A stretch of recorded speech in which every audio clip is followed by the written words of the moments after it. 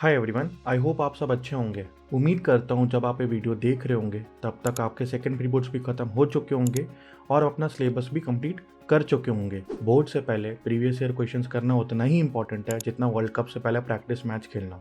Board exam के पहले previous year question करने से आपके कम से कम 10 से 15% तक बढ़ सकते हैं। हमने इन वीडियोस में लास्ट 15 ईयर्स के अप्रॉक्सीमेटली 300 प्लस क्वेश्चंस कवर किए हैं, जिनमें 2010 से लेके 2023 तक आए सारे MCQs एंड CBSE के रिलीज सैम्पल पेपर भी शामिल हैं। एंड इसके अलावा CBSE ने जो सितंबर 2024 में सैम्पल पेपर रिलीज किए थे उनको भी इसमें इंक्लूड किया है। इसके लिए हमने कम से कम 3 से 4 पॉपुलर बुक्स को रीड किया है और इन्हें कंबाइन करके ये क्वेश्चंस बनाए हैं। इसमें प्रीवियस ईयर क्वेश्चंस को ना केवल चैप्टर वाइज क्लासीफाई करा है बल्कि हर चैप्टर के MCQs को टॉपिक वाइज सेग्रीगेट करा है, ताकि आपके एक प्रॉपर फ्लो में सारे MCQs कवर हो जाएं एंड आपको ये आइडिया लग जाए कि बोर्ड्स में किस टाइप के क्वेश्चंस आते हैं। हमने क्वेश्चंस के टॉपिक को भी एक्सप्लेन किया है और जरूरत पड़ने पर डायग्राम्स की मदद से क्वेश्चंस को समझाने की कोशिश की है, ताकि आपको पूरे वीडियो को कॉम्प्रिहेंसिव आइडिया मिल जाए। क्योंकि बोर्ड्स में यूजुअली क्वेश्चन रिपीट नहीं होते हैं बट उनके कॉन्सेप्ट्स रिपीट होते हैं। MCQs में ये भी इंश्योर किया गया है कि आपको सही आंसर और उसके एक्सप्लेनेशन के साथ साथ बाकी 3 ऑप्शन गलत क्यों हैं इसका भी एक्सप्लेनेशन दिया गया है, ताकि एक क्वेश्चन की जगह आपके 4 क्वेश्चंस प्रिपेयर हो जाएं, जो ना केवल आपको MCQs में बल्कि सेक्शन B, C, D और E के क्वेश्चंस को सॉल्व करने में भी मदद करेंगे। मुझे ये उम्मीद है अगर आप ये वीडियोस अच्छे से देख लेंगे तो आप बोर्ड्स में कम से कम 20 में से 18 क्वेश्चंस तो सही करके आएंगे। आप इन सारे क्वेश्चंस को टेक्स्ट फॉर्मेट में भी रीड कर सकते हैं हमारे इंस्टाग्राम पेज पर। वीडियो स्टार्ट करने से पहले मैं आपको एडवाइस देना चाहता हूँ कि हर क्वेश्चन के एक्सप्लेनेशन से पहले आप वीडियो को पॉज करें और खुद से ट्राई करने की कोशिश करें। इस अप्रोच से आपको आपकी मिस्टेक्स पता चलेंगी और टॉपिक को लॉन्ग टर्म मेमोराइज करने में भी मदद मिलेगी। हेलो एवरीवन, इस वीडियो में देखेंगे मैग्नेटिज्म के प्रीवियस ईयर MCQs। तो चलिए स्टार्ट करते हैं। सबसे पहला क्वेश्चन है, a student learns that magnetic field strength around a bar magnet is different at every point. Which diagram shows the correct magnetic field lines around a bar magnet. Basically हमको ये बताना है कि इनमें से बार मैग्नेट, जो चारों bar magnet दिए हैं, इसमें करेक्ट फील्ड लाइंस कौन सी हैं। तो इसका आंसर है ऑप्शन C। होता क्या है कि बार मैग्नेट एक रेक्टेंगुलर शेप का मैग्नेट होता है जिसमें एक साइड होती है नॉर्थ और एक साइड होती है साउथ। अब जो फील्ड है बार मैग्नेट से वो नॉर्थ से साउथ की तरफ जाती है आउटसाइड, ये नॉर्थ से साउथ की तरफ, और जबकि यहाँ पे भी नॉर्थ से साउथ की तरफ, यहाँ पे भी नॉर्थ से साउथ की तरफ, नॉर्थ साउथ।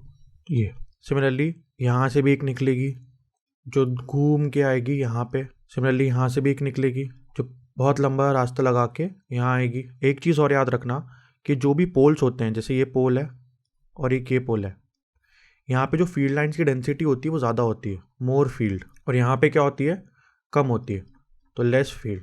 ऑल्सो जो मैग्नेट के अंदर फील्ड लाइंस होती हैं वो कहाँ से कहाँ जा रही होती हैं, वो साउथ से नॉर्थ की तरफ जा रही होती है। तो ये होती है बार मैग्नेट की फील्ड लाइंस। चलिए अगला क्वेश्चन देखते हैं। अगला क्वेश्चन कह रहा है, if the field lines in the magnetic field are parallel and equidistant the magnetic field is. Question ये कह रहा है कि अगर फील्ड लाइन जो है मैग्नेटिक फील्ड में वो पैरेलल है और इक्विडिस्टेंट है। इक्विडिस्टेंट का मतलब होता है बराबरी की डिस्टेंस पे, मतलब ये जो डिस्टेंस है यही वो डिस्टेंस है। सिमिलरली पैरेलल है और इक्विडिस्टेंट है, तो ऐसी मैग्नेटिक फील्ड को हम क्या बोलते हैं, uniform magnetic field. Uniform magnetic field. तो इसका आंसर क्या होगा, ऑप्शन है यूनिफॉर्म। अगला क्वेश्चन है, assertion to magnetic field lines around a current carrying straight wire do not intersect each other. Assertion कह रहा है कि दो मैग्नेटिक फील्ड लाइंस कभी एक दूसरे से इंटरसेक्ट नहीं कर सकती एक स्ट्रेट वायर में, करंट कैरिंग स्ट्रेट वायर में।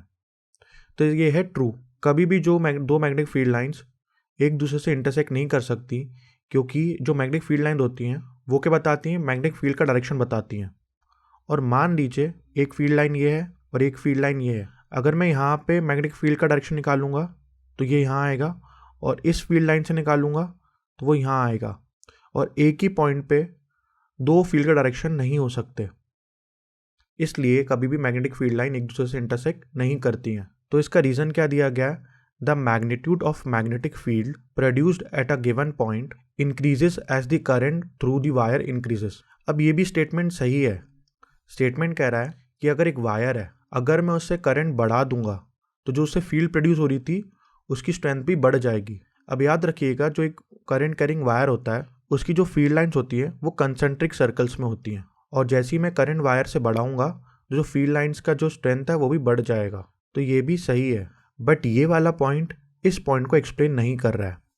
तो इसका आंसर क्या होगा? A is true, R is true, but R is not the correct explanation. चलिए अगला क्वेश्चन देखते हैं। अगला क्वेश्चन है assertion magnetic field lines do not intersect each other, this is true. अभी हमने लास्ट क्वेश्चन में देखा था कि जो मैग्नेटिक फील्ड लाइंस होती हैं वो कभी एक दूसरे से इंटरसेक्ट नहीं कर सकती। क्यों नहीं कर सकती? क्योंकि एक ही पॉइंट पे दो डायरेक्शन पॉसिबल नहीं है। तो इसका आंसर क्या होगा? असर्शन ट्रू होगा। रीजन क्या कह रहा है? Magnetic field lines are imaginary lines, ये भी बिल्कुल सही है। The tangent to which at a point gives the direction of the field at the point, बिल्कुल सही कह रहा है। वो कह रहा है कि जो मैग्नेटिक फील्ड लाइंस होती हैं वो इमेजिनरी होती हैं। मैग्नेटिक फील्ड लाइंस कैसी होती हैं? इमेजिनरी होती हैं, मतलब आपको दिखेंगी नहीं बट आपको महसूस होंगी। कैसे महसूस होंगी? उनके पास फोर्स से। और किसी मैग्नेटिक फील्ड लाइन पे अगर आप मान लीजिए मैग्नेटिक फील्ड लाइन है, अगर यहाँ पे आप एक टेंजेंट खींचेंगे तो ये क्या बता रही है?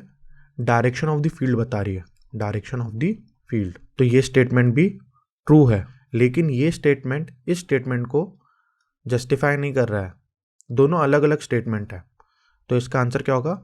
Assertion is true, reason is true, but reason is not the correct explanation. जब भी आपको इस चीज़ में डाउट आए कि रीज़न करेक्ट एक्सप्लेनेशन है या नहीं है, तो आप रीज़न के पहले क्योंकि लगा दें, कि पहले आप पहला स्टेटमेंट पढ़ें, उसके बाद क्योंकि लगाएं और फिर सेकंड स्टेटमेंट पढ़ें।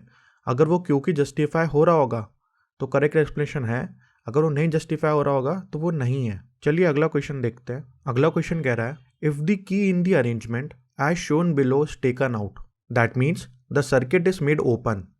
मतलब अभी सर्किट ओपन है, मतलब उसमें करंट नहीं बह रहा है। The magnetic field lines are drawn over the horizontal plane ABCD, the lines are. तो बेसिकली हमको एक डायग्राम दिया गया, एक सेटअप दिया गया है जिसमें जो करंट है वो नहीं बह रहा है। तो हमको ये बताना है कि जो ABCD प्लेन है वहाँ पे फील्ड लाइन्स का डायरेक्शन कैसा होगा या फिर फील्ड लाइन्स कैसी दिखेंगी। तो देखिए आप ये जो एक्सपेरिमेंट देख रहे हैं ये एक्सपेरिमेंट है ओरस्टेड एक्सपेरिमेंट। ओरस्टेड ने क्या करा था, एक सर्किट लिया और सर्किट के बीच में जो वायर है वहाँ से कार्डबोर्ड का टुकड़ा ले लिया और वहाँ पे आयरन फिलिंग्स डाल दी, यहाँ पे बहुत सारी। और जैसे ही उसने वायर से करंट पास कराया तो उसने देखा कि यहाँ पे जो वायर के अराउंड जो अपनी जो फील्ड है वो कंसेंट्रिक सर्कल्स में है। तो उसने एक एक्सपेरिमेंट से ये बताया था कि जो करंट कैरिंग स्ट्रेट वायर होता है उसके अराउंड जो फील्ड होती है वो कंसेंट्रिक सर्कल्स में होती है और वो वायर से परपेंडिकुलर डायरेक्शन में होती हैं। लेकिन क्वेश्चन में क्या कह रहा है हमको? क्वेश्चन कह रहा है कि अभी जो करंट है वो नहीं चल रहा है, जो सर्किट है वो ओपन कर दिया गया। तो जब ओपन करा तो वायर के कारण फील्ड आएगी ही नहीं। तो जो भी मैग्नेटिक फील्ड लाइंस होंगी वो किसके कारण होगी? अर्थ के कारण। तो अर्थ में तो कौन सी होती है? नॉर्थ से साउथ जा रही होती हैं, तो वो कैसी होंगी? पैरेलल होंगी, वो पैरेलल होंगी। तो इसका आंसर क्या होगा? Option C. लेकिन अगर सर्किट ऑन हो जाता तो फील्ड लाइन कैसी होती? कंसेंट्रिक सर्कल्स में होती। चलिए अगला क्वेश्चन देखते हैं। अगला क्वेश्चन कह रहा है which of the following pattern correctly describes the magnetic field around a long straight wire carrying current. बोला गया इनमें से कौन सी फील्ड लाइंस बता रही होंगी जब कैसा एक स्ट्रेट वायर है जिसके पास करंट है, तो ऑब्वियसली कैसी होंगी? कंसेंट्रिक सर्कल्स जैसी होंगी। तो इसका आंसर क्या होगा? Concentric circles centred around the wire, option D. और उनका डायरेक्शन कैसा होगा? उनका डायरेक्शन होगा राइट हैंड थंब रूल से। तो आप एक काम करिएगा, अपना राइट हैंड लीजिएगा और जो वायर में करंट का डायरेक्शन है तो उसके अराउंड अपना थंब रख दीजिएगा और जो आपकी फिंगर्स हैं उनको रिवॉल्व कराइएगा। तो जिस डायरेक्शन में रिवॉल्व कर रही होंगी वही डायरेक्शन होगी फील्ड की। जैसे यहाँ पे अगर मैं थंब रखूँगा ऊपर की डायरेक्शन में तो जो फील्ड है वो गलत मैंने बनाई है, वो कैसी बनेंगी? ऐसी बनेंगी, एंटी क्लॉकवाइज। बट देखिए ये इस तरह से बनेंगी। आप अगर ये आंसर देखेंगे, आंसर क्या था? Concentric circles centred around the wire. तो ये वायर है और ये थंब है, तो थंब में जो है वायर के डायरेक्शन में हम थंब रखेंगे और जो अपनी फिंगर्स उनको रिवॉल्व कराएंगे। तो जिस डायरेक्शन में रिवॉल्व करेंगी वही डायरेक्शन होगी फील्ड की। और देखिए जो मैग्नेटिक फील्ड होती है वो स्ट्रेट वायर के परपेंडिकुलर बनती है। अगला क्वेश्चन है the direction of the magnetic line of force close to a straight conductor carrying current will be. बोल रहा है अगर स्ट्रेट कंडक्टर कैरिंग करंट है, दैट मीन्स वायर से अगर स्ट्रेट करंट बह रहा है तो जो मैग्नेटिक फील्ड लाइंस कैसी होंगी? कंसेंट्रिक सर्कल्स में होंगी। कैसी होंगी? कंसेंट्रिक सर्कल्स में होंगी। और वो कैसी होंगी, परपेंडिकुलर होंगी। तो इसका आंसर क्या होगा, option C, circular in a plane perpendicular to the conductor.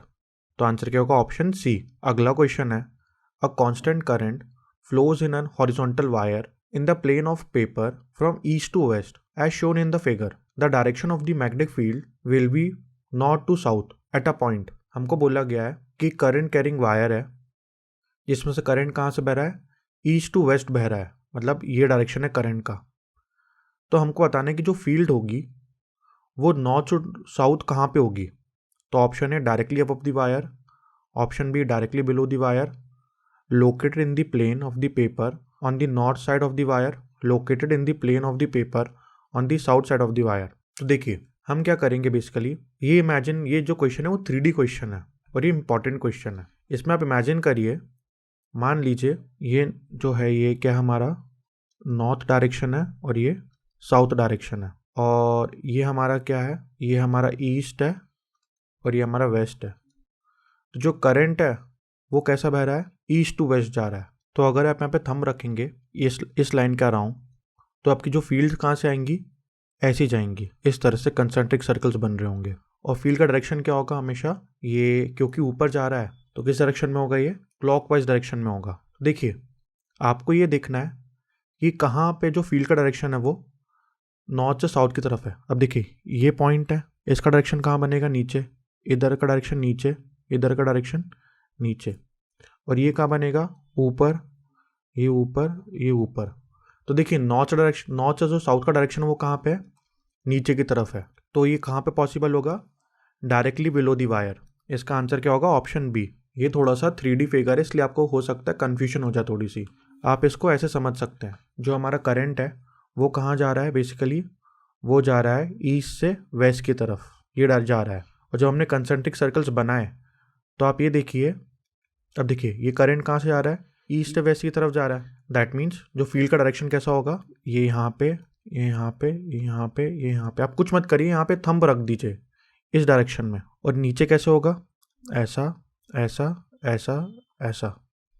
और देखिए ये डायरेक्शन क्या है हमारी, ये नॉर्थ ली है, और ये डायरेक्शन क्या हमारी, साउथ है। तो कहाँ पे करंट आ रहा है, नॉर्थ से साउथ में, नीचे की तरफ आ रहा है। तो इसका आंसर क्या होगा, बिलो दी वायर। चलिए अगला क्वेश्चन देखते हैं। अगला क्वेश्चन कह रहा है, the resultant magnetic field at a point P situated midway between two parallel wires placed horizontally each carrying a steady current I is। बोल रहा है हमको दो बेसिकली वायर दिए गए हैं AB एंड CD। हमको ये बताना है इन वायर के कारण P पॉइंट पे मैग्नेटिक फील्ड कितनी होगी। अब देखिए जो नीचे वाला वायर है वहाँ पे आप थंब रखिएगा, तो P पॉइंट पे आप देखेंगे जो फील्ड आ रही है वो ऊपर की तरफ आ रही है, मतलब पेज से या शीट से या स्क्रीन से बाहर निकल रही है। ये किस कारण हो रही है, AB के कारण हो रही है, नहीं ये हो रही है CD के कारण, सॉरी ये हो रही है CD के कारण। जबकि आप जब अपना फिंगर AB का राउंड रखेंगे तो P पॉइंट पे फील्ड कहाँ जा रही है, प्लेन से अंदर जा रही है। तो ये CD के कारण हो रही थी और ये AB के कारण हो रही है, और दोनों में क्या है, बराबर करंट है।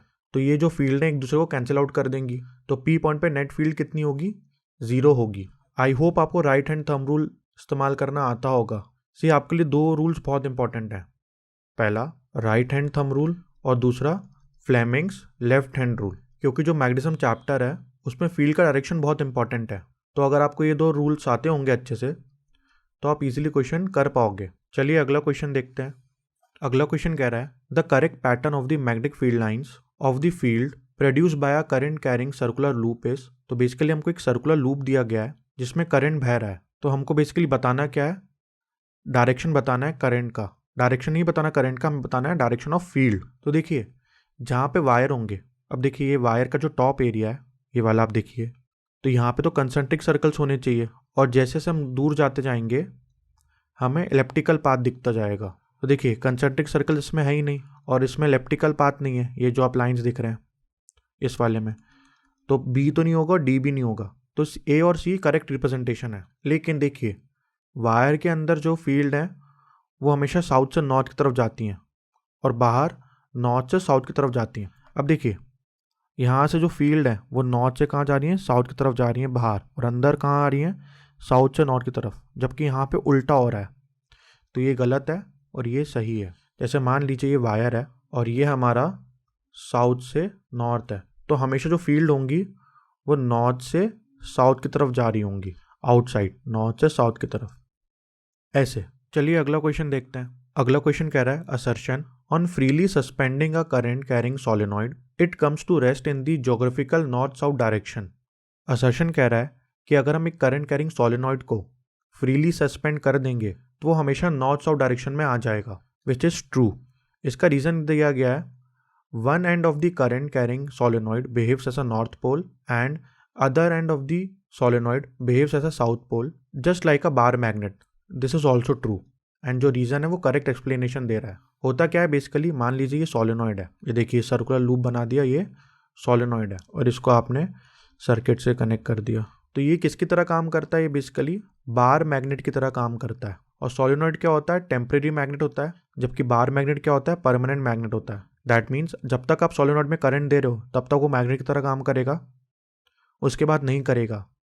जबकि बार मैग्नेट हमेशा मैग्नेट की तरह काम करेगा बिकॉज उसकी वो मटेरियल की प्रॉपर्टी है। और जब भी आप किसी बार मैग्नेट या सोलेनॉइड को फ्रीली सस्पेंड करते हो तो वो हमेशा नॉर्थ साउथ डायरेक्शन में अलाइन हो जाता है because of earth magnetic field. तो इसका आंसर क्या होगा, A is true, R is true and R is the correct explanation. चलिए अगला क्वेश्चन देखते हैं। अगला क्वेश्चन कह रहा है assertion the strength of an electromagnet can be increased by increasing the number of turns per unit length in a solenoid coil. This is true. बोल रहा है कि अगर एक इलेक्ट्रोमैग्नेट है उसमें पर यूनिट लेंथ, मतलब मान लीजिए लेंथ मेरे पास इतनी ही है, अगर मैं उसमें नंबर ऑफ कॉइल्स बढ़ा दूंगा तो उसकी स्ट्रेंथ बढ़ जाएगी। This is true. अगर मैं मान लीजिए ये बढ़ा दिया सेम लेंथ पे, ये एल है और ये एल है, तो इसकी फील्ड ज़्यादा होगी, क्योंकि जो सोलेनॉइड की फील्ड होती है वो किस पे डिपेंड करती है, नंबर ऑफ टर्न्स पे एंड करंट पे। अगर मैं करंट भी बढ़ा दूंगा तो मैग्नेटिक फील्ड बढ़ जाएगी। तो इसका रीज़न दिया गया है the strength of an electromagnet can be increased by increasing the current flowing through the solenoid. This is also true. मैंने आपको बताया ये और ये दूसरा रीज़न ये, लेकिन ये दोनों एक दूसरे को जस्टिफाई नहीं कर रहे हैं। करंट एक अलग यूनिक प्रॉपर्टी है, नंबर ऑफ टर्न्स अलग है। तो इसका आंसर क्या होगा, assertion is true, reason is true, reason is the correct explanation. चलिए अगला क्वेश्चन देखते हैं। अगला क्वेश्चन कह रहा है the strength of the magnetic field inside a long current carrying a straight solenoid is. बोल रहा है अगर एक सोलेनॉइड है जो कि इस शेप में है तो इसके अंदर जो मैग्नेटिक फील्ड होगी वो कैसी होगी।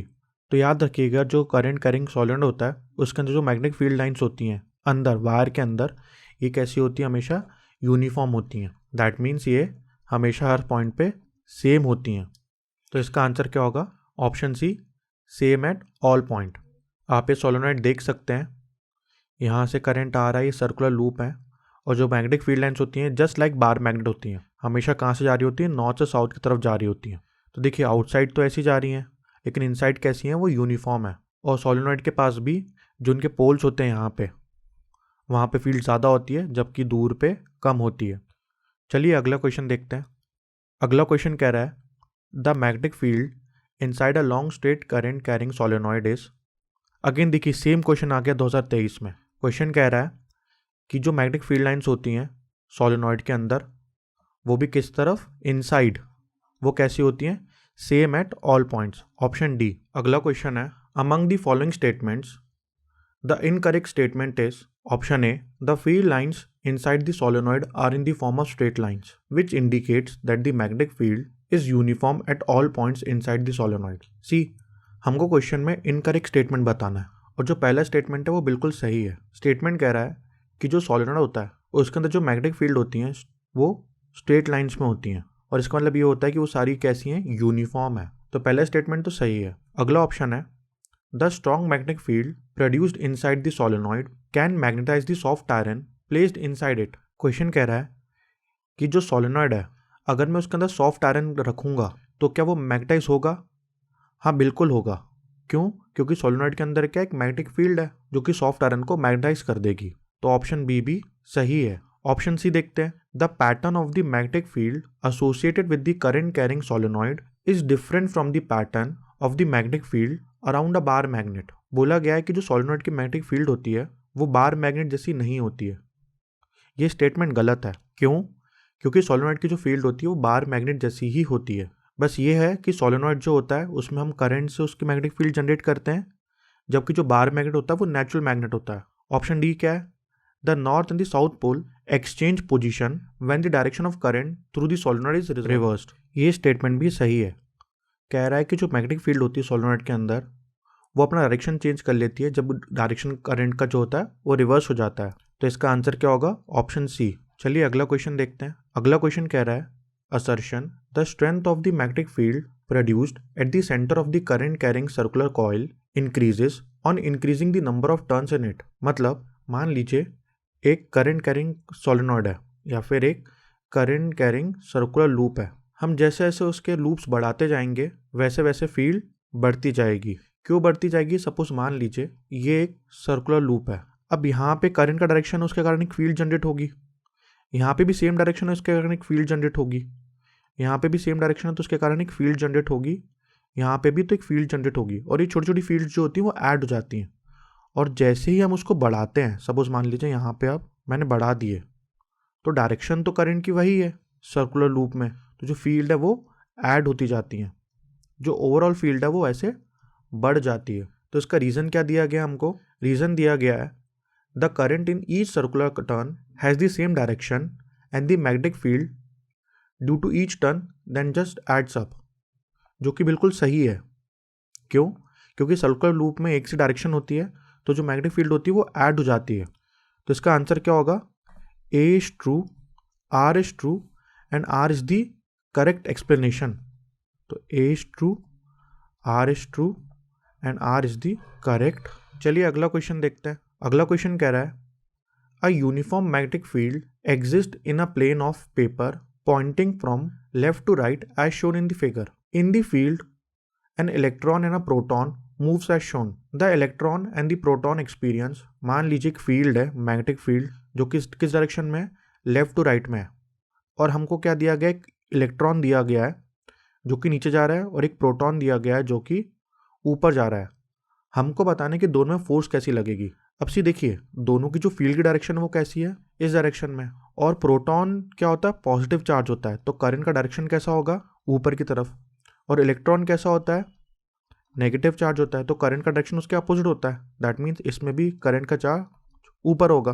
तो फील्ड यहाँ पे है, करंट दोनों के लिए ऊपर है। दैट मीन्स दोनों में फोर्स भी एक जगह ही लग रही होगी, करंट। अब जब भी हमको फील्ड दी हुई है, करंट दिया गया, हमको फोर्स निकालनी है तो हम किसका इस्तेमाल करेंगे? फ्लेमिंग लेफ्ट हैंड रूल का। तो देखिए मैंने आपके लिए बना रखा है ये देखिए फील्ड कहाँ थी? देखिए ये जो होता है ये डायरेक्शन होता है फोर्स का, थंब। इसको बोलते हैं अमन इंडेक्स फिंगर। ये क्या बताता है? बेसिकली फील्ड बताता है।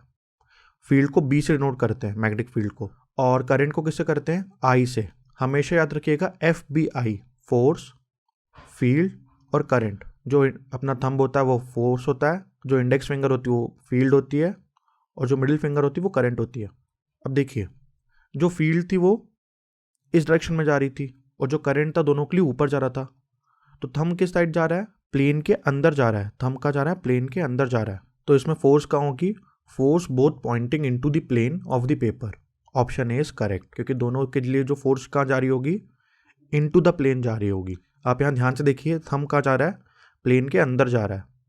तो इसका आंसर क्या होगा? Option A. चलिए अगला क्वेश्चन देखते हैं। अगला क्वेश्चन है a constant current flows in a horizontal wire in the plane of paper from east to west as shown in the figure. The direction of the magnetic field at a point will be north to south.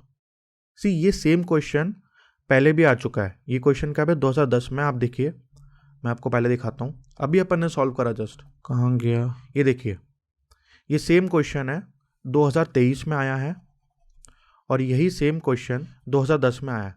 तो questions पूरे repeat ही होते हैं। I mean concept तो पूरे ही repeat होते हैं। May be question में थोड़ा सी वैल्यूज चेंज कर दें। तो जो व्यक्ति प्रीवियस ईयर नहीं करेगा वो अपने आप को खुद ही धोखा दे रहा है। तो बिफोर बोर्ड्स में जाने से पहले आप एटलीस्ट 5 साल के पेपर तो सॉल्व करके जाइए। अगर आप 5 साल के पेपर सॉल्व कर लेंगे तो जिस व्यक्ति के अगर मान लीजिए 60 नंबर आ रहे हैं उसके 70 आ जाएंगे, जिसके 90 आ रहे हैं उसके 95 तक आ जाएंगे, और जिसके 80 आ रहे हैं उसके 90 आ जाएंगे। तो प्रीवियस ईयर मस्ट है। तो इसमें क्या हो रहा है कि जो करंट है वो ईस्ट से वेस्ट की तरफ जा रहा है। मान लीजिए करंट कहाँ जा रहा है? ईस्ट से वेस्ट की तरफ जा रहा है। तो देखिए सर्कुलर लूप कैसा बनेगा? ऐसे बनेंगे कंसेंट्रिक सर्कल्स, और उनका डायरेक्शन कैसा होगा? वो हम किससे कर लेंगे, राइट हैंड थंब रूल से निकालेंगे। तो वो ऐसा होगा, ऐसा होगा। अब देखिए ऑब्वियसली जो नॉर्थ है वो इस तरफ है और जो साउथ है वो इस तरफ है। तो देखिए इनका साइन कैसा है, नीचे है, दैट मीन्स इसके लिए फील्ड कैसी होगी, नीचे होगी। और इनका साइन ऊपर है ऑब्वियसली, तो ऊपर की साइड क्या होगा, डायरेक्शन ऐसा होगा। तो किस साइड पे जो फील्ड है वो नॉर्थ से साउथ है, ऑब्वियसली नीचे की तरफ है। तो इसका आंसर क्या होगा, directly below the wire, option B. अगला क्वेश्चन है assertion in Fleming's left hand rule the direction of the magnetic field force and current are mutually perpendicular. बिल्कुल सही। फ्लेमिंग्स लेफ्ट हैंड रूल में क्या होता है, तीनों जो लाइंस होती हैं, हमारी जो तीनों फिंगर्स होती हैं वो एक दूसरे के परपेंडिकुलर होती हैं। Fleming's left hand rule is applied to measure the induce current. No, this is false. Fleming's जो लेफ्ट हैंड रूल था वो किस लिए होता है, फोर्स को निकालने के लिए होता है, कि जब एक कोई चार्ज है वो किसी फील्ड में मूव कर रहा हो, या फिर कोई करंट है जो किसी फील्ड में मूव कर रहा हो। सी इंड्यूस करंट का जो कॉन्सेप्ट है वो आपको डिलीट हो चुका है, और उसके लिए कौन सा रूल होता है, एक फ्लेमिंग्स राइट हैंड रूल होता है, जो कि ऑफकोर्स आप क्लास 12 में पढ़ेंगे, जो भी पीसीएम लेगा या फिर पीसीबी लेगा। चलिए अगला क्वेश्चन देखते हैं। अगला क्वेश्चन कह रहा है along the direction of current carrying wire the value of magnetic field is. See बहुत इंपॉर्टेंट क्वेश्चन है ये। इसमें बोला गया है, हमेशा याद रखिएगा, जहाँ पे भी करंट होता है या फिर फील्ड होती है, उस डायरेक्शन में, सेम डायरेक्शन में, जो मान लीजिए ये करंट है आई इस डायरेक्शन में, तो इसी डायरेक्शन में फील्ड जो होगी वो जीरो होगी और इसके परपेंडिकुलर होगी। फील्ड जो होगी इसके परपेंडिकुलर होगी। तो the value of magnetic field in the direction of the current is zero. हमेशा जो फील्ड होती है वो करंट के परपेंडिकुलर होती है, ना कि सेम डायरेक्शन में होती है। सेम डायरेक्शन में वो जीरो हो जाती है। चलिए अगला क्वेश्चन देखते हैं। अगला क्वेश्चन कह रहा है which one of the following options represent the direction of magnetic field in the figure given below. हमको एक बेसिकली हैंड दिया गया है और हमको ये बताना है कि इनमें से फील्ड कौन को रिप्रेजेंट कर रहा है, फील्ड वाला जो ऑप्शन है वो कौन सा है। तो देखिए ये थंब होता है हमारा, ये किसको करता है, फोर्स को करता है। बी किसको करता है, ये वाला जो हमारी इंडेक्स फिंगर होती है, सॉरी हाँ इंडेक्स फिंगर होती है, वो करती है फील्ड को, और जो मिडिल फिंगर होती है वो करती है करंट को। और ये जो डी ऑप्शन है किसी को रिप्रेजेंट नहीं करता। तो इसका आंसर क्या होगा, ऑप्शन बी। आप हमेशा ऐसे याद रखिएगा एफ बी, क्योंकि जो फील्ड होती है उसको बी से करते हैं और करंट को किससे करते हैं, आई से, एफ बी आई। आप यहाँ पे वीडियो पॉज करके देख सकते हैं, और आई होप आपको फ्लेमिंग्स लेफ्ट हैंड रूल आता होगा अभी तक। Otherwise right hand thumb rule और फ्लेमिंग्स लेफ्ट हैंड रूल अभी जाके देख लीजिए। अगला क्वेश्चन है a positron enters a uniform magnetic field at right angles to it as shown the direction of the force experience by the positron will be. अब देखिए positron क्या होता है, पॉजिटिव चार्ज होता है, तो पॉजिटिव चार्ज का डायरेक्शन में ही करंट होता है, दैट मीन्स करंट का डायरेक्शन कैसा होगा, ऊपर की तरफ होगा। और फील्ड का डायरेक्शन कैसा होगा हमारा, राइट साइड में है। तो एफ किधर है हमारा, एफ निकालना है फोर्स का डायरेक्शन। तो बेसिकली हमको दिया क्या है, फील्ड का डायरेक्शन ये दिया है, करंट का डायरेक्शन ऊपर दिया गया है। तो देखिए मैंने आपके लिए मदद के लिए रख रखा है, यहाँ पे क्या गिवन था, करंट ऊपर था, तो करंट किससे होता है, मिडिल फिंगर से होता है, तो ये ऊपर। फील्ड कहाँ थी, इस साइड थी, तो फोर्स कहाँ आएगी, अंदर जाएगी। ये देखिए थंब का डायरेक्शन किधर है, इनटू द प्लेन है, तो इस फोर्स कहाँ होगी हमारी, इनटू द पेज होगी। आपको हमेशा लेफ्ट हैंड ही लेना है, बहुत से लोग राइट हैंड ले लेते हैं, तो आपको हमेशा लेफ्ट हैंड ही लेना है। और मैं आपको बता चुका कि जो हमारा थंब होता है वो फोर्स बताता है, फिंगर जो है हमारी वो फील्ड बताती है, और ये अपनी मिडिल फिंगर क्या बताती है, हमारा करंट बताती है, एफ बी आई। देखिए जिस डायरेक्शन में फोर्स होगा उस डायरेक्शन में मोशन होगा। तो कभी अगर आपसे मोशन पूछ लें कि जो पार्टिकल वो किस डायरेक्शन में मोशन कर रहा होगा, तो इसका आंसर क्या होगा, जिस डायरेक्शन में फोर्स लग रही होगी। अगला क्वेश्चन है assertion a current carrying straight conductor experience a force when placed perpendicular to the direction of the magnetic field. बोला गया है कि अगर एक मैग्नेटिक फील्ड है, मान लीजिए वहाँ पे करंट को रखा गया है, एक वायर को रखा है जिसमें करंट बह रहा है और वो परपेंडिकुलर रखा गया है, तो उसको फोर्स एक्सपीरियंस करेगा, वो जो वायर है वो फोर्स एक्सपीरियंस करेगा। दिस इज ट्रू, और वो हम किससे निकालते हैं, फ्लेमिंग्स लेफ्ट हैंड रूल से निकालते हैं। The net charge on the current carrying conductor is always zero, again true. अब देखिए कोई वायर है, उसमें अगर बिजली नहीं बह रही है तो आपको कभी करंट नहीं लगता, क्यों, क्योंकि उस पर कोई नेट चार्ज नहीं है। लेकिन जैसे ही हम सर्किट को ऑन करते हैं तब चार्ज बहता है, तब आपको करंट लग सकता है। तो हमेशा क्या लिखा रहता है, the net charge. Net charge मतलब वहाँ पे रुका हुआ चार्ज, लेकिन करंट तो हमेशा क्या होता है, बहता रहता है, तो चार्ज हमेशा बह रहा है। तो एक पर्टिकुलर जगह पे नेट चार्ज कितना होता है, जीरो ही होता है। तो इसका आंसर कितना होगा, A is true, R is true, but ये इसको एक्सप्लेन नहीं कर रहा है, तो R is not the correct explanation. अगला क्वेश्चन है, an alpha particle enters a uniform magnetic field as shown, the direction of the motion of the alpha particle is. हमको एक अल्फा पार्टिकल दिया गया है। अल्फा पार्टिकल कैसा होता है? बेसिकली पॉजिटिव पार्टिकल होता है, तो करंट का डायरेक्शन भी कैसा होगा? पॉजिटिव होगा। फील्ड का डायरेक्शन कैसा दिया है? इस डायरेक्शन में दिया है, तो हमको डायरेक्शन ऑफ मोशन बताना है। मैंने आपको बताया था कि जिस डायरेक्शन में फोर्स होगी उस डायरेक्शन में मोशन भी होगा। तो देखिए, करंट कहाँ पे है? ऊपर है। फील्ड कहाँ पे है? लेफ्ट हैंड साइड पे है। तो जो फोर्स होगी वो किस साइड होगी? या तो इनटू द प्लेन या आउट ऑफ द प्लेन होगी। लेकिन वो हम कैसे निकालेंगे? फ्लेमिंग्स लेफ्ट हैंड रूल से निकालेंगे। तो आप देखिए, मैंने आपके लिए बना रखा है, ये करंट है ऊपर की डायरेक्शन में, फील्ड किस डायरेक्शन में है? इस डायरेक्शन में। तो जो फोर्स है वो बाहर निकल रही है, दैट मीन्स क्या होगा? ये आउट ऑफ द पेज होगा। इसका आंसर क्या होगा? Out of the plane. तो option D is correct answer. अगला क्वेश्चन है, एन अल्फा पार्टिकल्स, ये भी सेम देखिए। अच्छा, ये दोनों प्रीवियस ईयर क्वेश्चन है 2023 के, ये भी 2023 का क्वेश्चन है। हो सकता है जो अगला क्वेश्चन है वो डिफरेंट सेट में आया हो, मतलब ये आया हो किसी एक सेट में, पिछले वाला हो किसी एक सेट में, क्योंकि दोनों सेम टाइप के क्वेश्चन हैं। An alpha particle enters a uniform magnetic field as shown, the direction of the force experience by the alpha particle is. अब मैंने आपको बताया कि जो अल्फा पार्टिकल होता है वो पॉजिटिव पार्टिकल होता है, तो पॉजिटिव है तो डायरेक्शन करंट का कैसा होगा? नीचे की तरफ होगा, और फील्ड का डायरेक्शन इस तरफ होगा। देखिए, करंट कहाँ पे आएगा? हमारा मिडिल फिंगर पे, यहाँ आएगा, और फील्ड हमारी यहाँ है। तो थंब किस तरफ आ रहा है? प्लेन से बाहर निकलता हुआ, तो आंसर क्या होगा इसमें? Out of the page. तो आंसर क्या होगा? Option D. अगला क्वेश्चन है, a compass needle is placed near a current carrying wire, the deflection of the compass needle decreases when the magnitude of the current in the wire increased। ये statement false है। क्यों? बोला गया है कि एक वायर है, उसमें करंट जो है वो बह रहा है, और यहाँ पे एक कंपास रखा गया है, तो ऑफकोर्स जहाँ पे जो करंट है वो ज़्यादा बहेगा तो फील्ड भी ज़्यादा प्रोड्यूस होगी, फील्ड ज़्यादा प्रोड्यूस होगी तो डिफ्लेक्शन ज़्यादा होगा, पर यहाँ पे बोल रहा डिफ्लेक्शन कम होगा, विच इज़ फॉल्स। रीज़न क्या दिया गया? The strength of magnetic field at the point near conductor increases on increasing the current, this is true. भाई, जितना आप करंट बढ़ाओगे उतना आसपास फील्ड बढ़ेगा, तो आंसर क्या होगा? A is false, R is true. ये कब आया था? 2024 का सैम्पल पेपर का क्वेश्चन है ये। अगला क्वेश्चन देखते हैं, the most important safety method use for protecting home appliance from short circuiting and overloading is use of fuse. ये बेसिकली इलेक्ट्रिसिटी का क्वेश्चन है और हमें डिस्कस भी कर चुके हैं। अर्थिंग इसलिए आता है चार्ज को हटाने के लिए, घर में कोई चार्ज ना आए इसलिए उसको हटाने के लिए होता है। फ्यूज ओवरलोडिंग या शॉर्ट सर्किटिंग के लिए होते हैं। स्टेबलाइजर वोल्टेज को स्टेबलाइज करने के लिए होते हैं, और इलेक्ट्रिक मीटर ये तो करंट को नापते हैं, बेसिकली करंट को नाप रहे होते हैं या फिर बिजली को नाप रहे होते हैं। आई होप आपको मैग्नेटिज्म के सारे एमसीक्यूज समझ में आए होंगे। Please write hand thumb rule और फ्लेमिंग्स लेफ्ट हैंड रूल को इस्तेमाल करना सीख लीजिए, तो आपसे ऑलमोस्ट सारे एमसीक्यूज बन जाएंगे। तो दोस्तों, अब मिलते हैं अगले वीडियो में, जो कि होगा अवर एनवायरनमेंट। काफ़ी छोटा सा चैप्टर है, उसमें मेनली दो ही चीज़ें काम की हैं, 2-3 चीज़ें। सबसे पहली बायोलॉजिकल मैग्निफिकेशन, बायोलॉजिकल एक्यूमुलेशन और 10% लॉ। तो चलिए देखते हैं उसके कुछ एमसीक्यूज अगले वीडियो में।